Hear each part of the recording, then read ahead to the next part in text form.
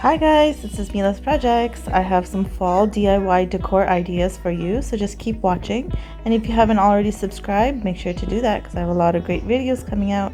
So the first project I have for you is this fall wall art, and I got these wooden pallets from Dollar Tree. So the first thing I'm going to do is give them a light coating of white paint.